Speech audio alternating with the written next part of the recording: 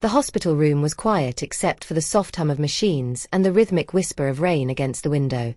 The years had taken their toll on Arthur, his once strong hands now frail, his memory fading in and out like radio static. Still, there were moments of clarity, fleeting as candlelight, when he remembered her name. Eleanor. He hadn't seen her in over 50 years. The last time was at the train station, 1969.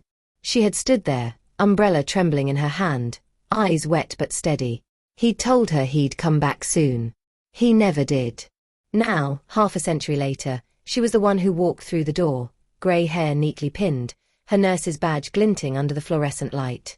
For a moment, neither spoke. Her hands trembled as she adjusted the curtain, hiding her face in the shadow. Then she said softly, "You always did hate hospitals."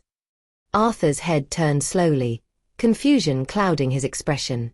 "Do I know you?" His voice was rough, uncertain. She smiled, though her eyes glistened. "Once. A long time ago."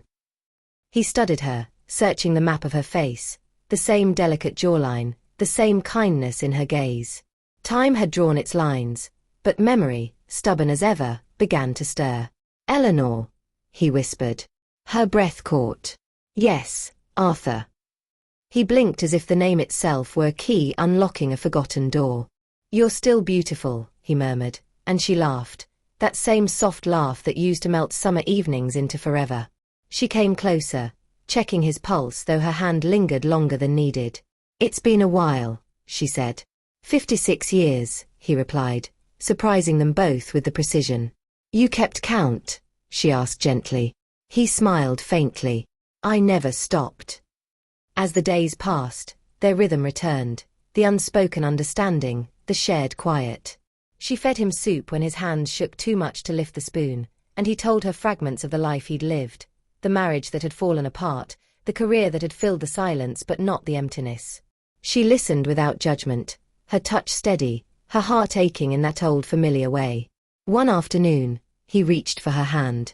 "I thought I'd forgotten how to love," he said, voice barely above a whisper. "But seeing you, I remember." Tears welled in her eyes. "You never really forget," she said. "It just waits for you to come home." He smiled weakly. "Then I guess I finally made it back." That night, she sat by his bedside long after her shift ended, reading aloud from a tattered book of poetry they'd shared in youth. As he drifted to sleep, his fingers curled around hers, their hands fitting together just as they had all those years ago. When morning came, the rain had stopped. The light through the window was soft and golden. Arthur's face was peaceful, eyes closed, a small smile still there, as if he'd found the ending he'd been waiting for. Eleanor brushed a tear from his cheek and whispered, "Welcome home."